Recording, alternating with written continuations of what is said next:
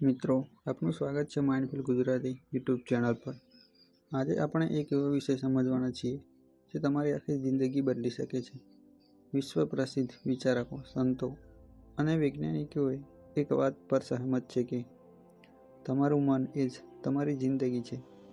તમે જે વિચારો છો, તમે જે માનતા હોવ અને તમે તમારા મનને જે દિશામાં વાળો એ જ તમારા જીવનનું ભવિષ્ય નક્કી કરે છે. આજનો આ પ્રેરણાદાયી સફર તમને બતાવશે કે મન શક્તિનો સાચો ઉપયોગ કેવી રીતે કરવો, નેગેટિવિટીમાંથી પોઝિટિવિટી તરફ કેવી રીતે વળવું અને તમારા સપનાને હકીકતમાં બદલવા માટે મનની શક્તિને કેવી રીતે પ્રજ્વલિત કરવી. તો ચાલો શરૂ કરીએ આ અનોખો પ્રવાસ. The mind is everything. મન છે તો જગત છે. મિત્રો, આપણે રોજે રોજ હજારો વિચાર કરીએ છીએ. કેટલાક વિચારો ખુશી આપે છે તો કેટલાક ચિંતામાં નાખે છે. પણ ક્યારેક વિચાર્યું છે કે આ વિચારો જ આપણું ભવિષ્ય ઘડે છે? તમે જે વિચારો છો, તમે એ જ બનો છો. આજનું આ ઓડિયો બુક સમરી છે એક અદ્ભુત વિચાર પર આધારિત, ધ માઇન્ડ ઇઝ એવરીથિંગ, જે આપણને સમજાવે છે કે સફળતા હોય કે નિષ્ફળતા, સુખ હોય કે દુઃખ, આશા હોય કે નિરાશા, બધું જ આપણા મનમાંથી જ જન્મે છે. વિચારની શક્તિ. ગરીબ છોકરો હતો. ઘરમાં એટલી બધી ગરીબી હતી કે સ્કૂલ જવાની ફી પણ ચૂકવી શકતો ન હતો. એક દિવસ એણે એક ધનિક વેપારી જોયો, મોટી કારમાં ફરતો. લોકો એને સલામ કરતા. તે છોકરાએ મનમાં વિચાર્યું, હું પણ એક દિવસ આવો જ બનીશ. આ વિચાર નાનો હતો, પણ ધીમે ધીમે એ વિચાર એના જીવનની દિશા બની ગયો. પૈસા નહોતા, તક પણ નહોતી, પણ મનમાં એક સ્પષ્ટ ચિત્ર હતું. અને આજ એ છોકરો લાખો લોકોને રોજગાર આપે છે. તો એને બદલનાર કોણ? પરિસ્થિતિ નહીં, લોકો નહીં. એને બદલનાર માત્ર એક જ વસ્તુ હતી, એની મનની શક્તિ. મન એક ખેતર.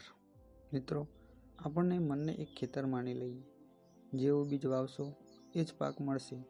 જો મનમાં ડર, શંકા, ગુસ્સો જેવી બીજ વાવો તો જીવનમાં તણાવ, નિષ્ફળતા જ આવશે. જો મનમાં વિશ્વાસ, આશા, હિંમત જેવા બીજ વાવો તો જીવન ફૂલોથી ખીલી જશે. અને મનમાં કયા વિચાર વાવો છો એ જ તમારી કિસ્મત નક્કી કરે છે. સકારાત્મક વિશેષ નકારાત્મક વિચાર. એક માણસ સવારે ઉઠીને વિચારે છે, આજે મારો દિવસ ખરાબ જશે, તો આખો દિવસ એની સાથે નકારાત્મક ઘટનાઓ જ બનતી રહેશે. બીજો માણસ એ જ સવારે ઉઠીને વિચારે છે, આજે મારો દિવસ શ્રેષ્ઠ જશે, તો એના મનમાં સકારાત્મકતા રહેશે અને દિવસ સફળતાથી ભરેલો બની જશે. તફાવત ક્યાં છે?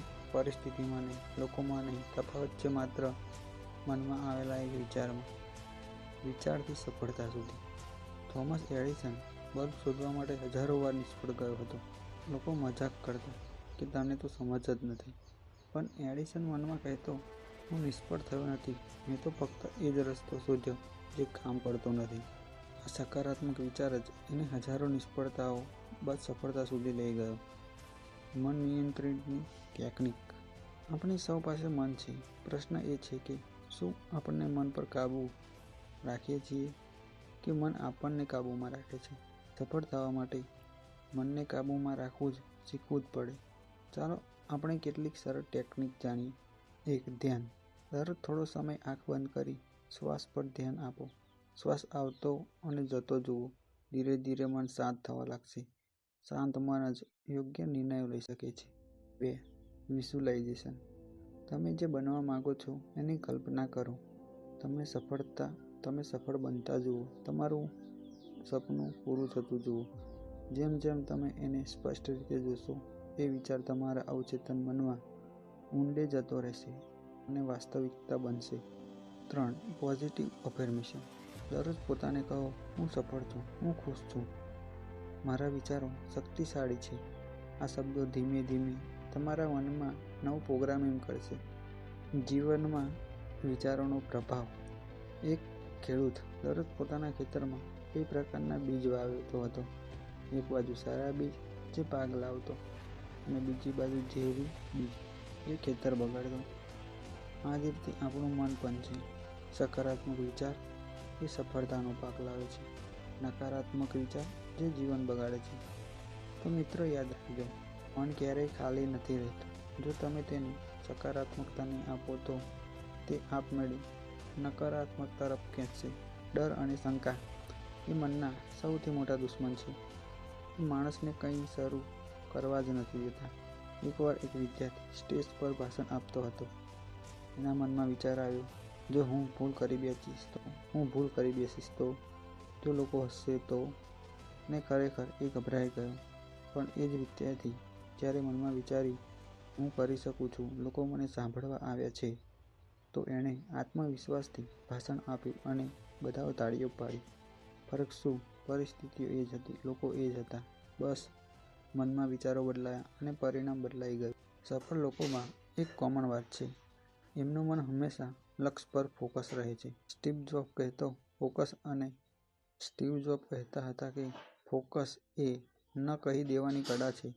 એમનું મન ડિસ્ટ્રેક્શન તરફ નહીં પણ લક્ષ્ય તરફ જોતું. મહાત્મા ગાંધી પાસે એ જ શક્તિ હતી. એમણે મનમાં એક સ્પષ્ટ વિચાર રાખ્યો, અહિંસાથી સ્વતંત્રતા મેળવવી. મહાત્મા ગાંધી પાસે એ જ શક્તિ હતી. એમણે મનમાં એક સ્પષ્ટ વિચાર રાખ્યો, અહિંસાથી સ્વતંત્રતા મેળવવી. બાકીની બધી વાતો એમના મનવા માટે બિનજરૂરી હતી. એટલે સફળ લોકો રહસ્ય. ડર અને શંકા સામે જીત. ડર અને શંકા એ મનના સૌથી મોટા દુશ્મન છે. એ માણસને કંઈ જ શરૂ કરવા નથી. એકવાર એક વિદ્યાર્થી સફળ લોકોમાં એક વાત કોમન છે, એમનું મન હંમેશા લક્ષ્ય પર ફોકસ હોય છે. સ્ટીવ જોબ કહેતા હતા કે ફોકસ એ ન કરી કહેવાની કળા છે. એમનું મન ડિસ્ટ્રેક્શન તરફ નહીં પણ લક્ષ્ય તરફ વળતું. મહાત્મા ગાંધી પાસે એ જ શક્તિ હતી.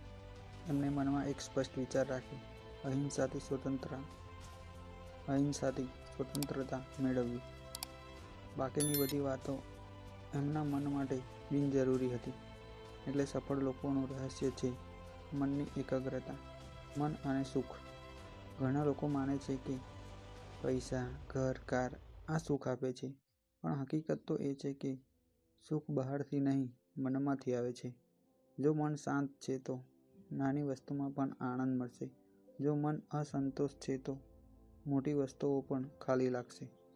એકવાર એક રાજા ખૂબ ધનિક હતો, પણ એ ક્યારેય ખુશ ન હતો.